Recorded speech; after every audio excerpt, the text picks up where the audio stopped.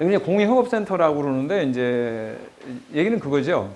여러분들도 한번 느껴보시면 제가 전에 저도 사무실을 10평부터 시작했으니까 사무실 10평부터 38년 전에 10평. 그러면 10평에서 사무실 10평에서 고객한테 사실은 신뢰를 바짝 높게 세워주기는 좀 어려운 문제가 있지 않겠습니까? 내가 얼마나 훌륭한 모습을 보여야 될지 모르겠는데 이미 공간으로서 고객에게 신뢰를 주는 경우가 많이 있어요. 실제로 그런 경우가 많이 있고 그래서 저희 사무실은 주로 이제 어떤 세무사님들이 저희 사무실에 사장님들을 모시고 와서 여기서 직접 미팅을 이렇게 하죠. 자기주식 취득 쪽으로 한번 가볼게요. 취득해서 이제 보관하는 쪽으로 가보자. 자, 이게 보관한다는 말하고 이제 소각한다는 말하고 제가 구분해서 말씀을 드리는 거예요. 이제 지금까지는 소각에 관한 문제였었다. 소각에 관한 문제였었고 이제 보관을 하면 어떻게 되냐? 그러면 과거에는 이게 자기 주식을 회사로 넘겨서 돈을 꺼내 가면 가지급금으로 봐서 과세한 역사가 있었어요. 그 역사가 언제냐면 요때 2011년 이전에는 그 과세를 했어요. 회사가 자기 주식 취득 못한다. 근데 상법이 이때 개정이 됐죠. 개정이 돼서 이 이후부터는 이제 여러 국세청의 회신들에서도 상법상 절차를 지켜서 자기 주식을 취득하면 그건 적법하게 봐줄게 이렇게 이제 한 거예요. 그러면서도 투시를 하나 달아놨죠. 그 뒤에다가. 그렇지만 요 내용이 사실상 자본의 반환이라는 내용이 담겨져 있다면 그거는 이제 가지금으로 보겠다. 뭐 이런 표현들을 또 살짝 판단을 유보하고 있는 부분이 있긴 있어요. 그래서 이제 관련 법을 보게 되면 국세기본법 14조 실질과세 원칙이 있고요. 그 다음에 소득세법 101조에 양도소득의 부당행위 계산이라는 게 있어요. 이게 즉 말하자면 우리가 국세기본법 14조 실질과세 원칙으로 가려면 이익소각은 이쪽으로 어쨌든 가서 들이밀어서 이 거래를 인정하지 않을 거야 라고 하는 부분이 있는데 양도소득세 쪽에 주식을 양도하고 보관하면은 이게 양도소득세거든요. 소각하면은 배당소득세. 제가 지금 구분을 했죠. 이 소각은 배당소득세. 얘는 보관은 양도소득세. 이렇게 지금 바뀐 거예요, 이게 지금 이쪽으로 와야 되나? 저쪽으로 가버렸는데. 이제 그 소각은 이제 배당소득세, 보관은 양도소득세. 이렇게 이제 그런데 지금 우리가 취득해서 보관한다고 그랬잖아요. 취득해서 가지고 있으면 양도소득세 쪽의 법률을 적용을 받아야 되는 거죠.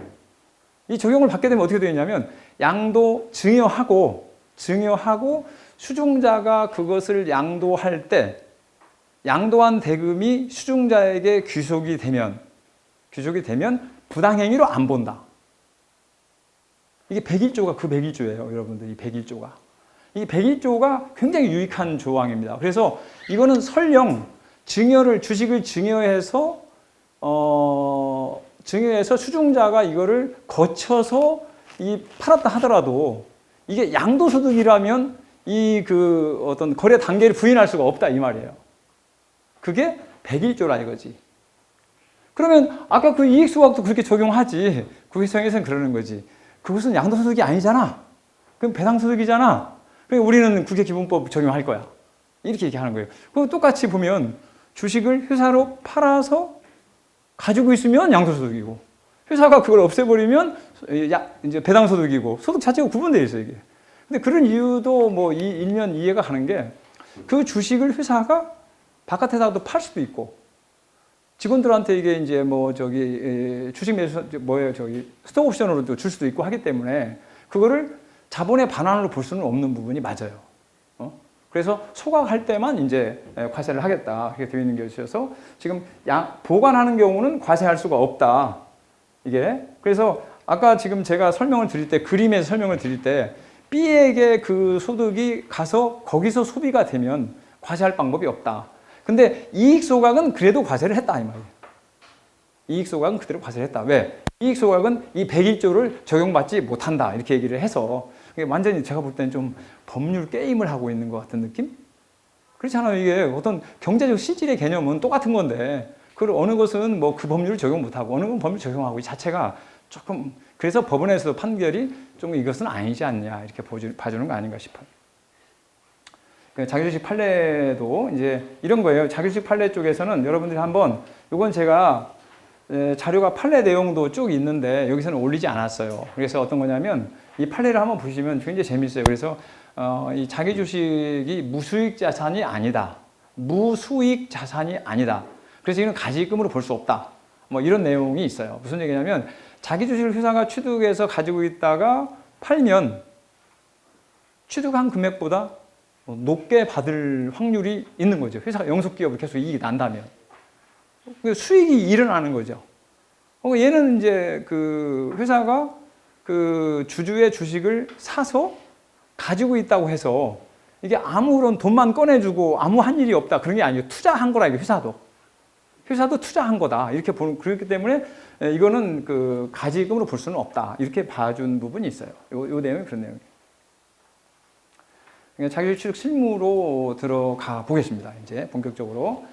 실무를 들어가면 이렇게 돼요. 이게 실무가 이렇습니다. 이 내용이. 제가 이걸 한번 단계 요약을 한번 해봤어요.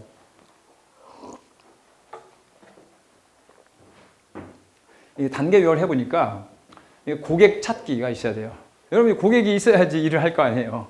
그렇죠? 자기 주식을 취득하겠다는 고객이 있어야지 일을 한다. 고객을 찾아야 돼. 고객을 찾았어. 계약을 해야지, 이제. 진짜 이거 할 거야? 라고 계약이 되어야만이 비로소 이제 진도가 나가는 거예요. 계약이 되고. 그리고 나면 이제, 어떤 이제 취득가액을 인정받기 위해서는 증의 행위가 일어나야겠죠. 어떤 주식 증의 행위가 일어나야 될 거예요. 일어남으로써 이제 주권 배설라든지 명의 개설라든지 이런 과정을 거치는 거죠. 거치고, 그 다음에 주식 평가를 해서 증여세 신고를 해야 될 거고, 맞죠? 주식 평가, 여기서 이제 오류가 나오면 또 안 되겠죠. 이런 문제가 있겠고. 그 다음에, 이런 주권이나 또는 이제 이 이후에 얘기할 그 자기 주식에 대한 관리나 취득에 관한 이런 얘기들은, 정관을 또 검토를 해야 돼요. 회사의 정관에 그런 내용들이 들어가 있는가, 이런 문제가 또 하나 있는 거죠. 그 다음에 이제 주권 발행 행위에 대한 절차 부분이 있겠고, 물론 주권 발행을 안 해야 될 회사도 있죠. 주권 발행을 해야 될 회사도 있고, 안 해도 무관하는 회사가 있고, 주권 발행을 반드시 해야 될 회사가 있고, 그런 거예요. 그래서 이제 주권 발행에 관한 결정을 해야 되고, 그 다음에 본격적으로 이제 자기 주식 취득에 관한 일정에 대해서 이제 쭉 진행을 해서 이사회도 해야 되고, 임시소유청도 해야 되고, 그 다음에 이사회에서 이제 양도 신청 결의를 해서 양도 포기할 사람, 신청할 사람을 구분해서 최종적으로 주식 양도 계약을 체결해야만이 비로소 이 일이 다 끝나는 거죠.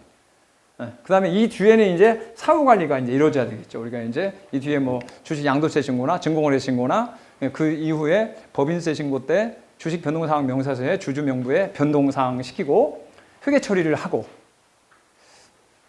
그러니까 이게 일이 쉽지가 않잖아요. 여기서부터 거기까지 전부 다 케어하는 게 이게 쉬운 일이 아니에요. 케어를 잘 해야 된다.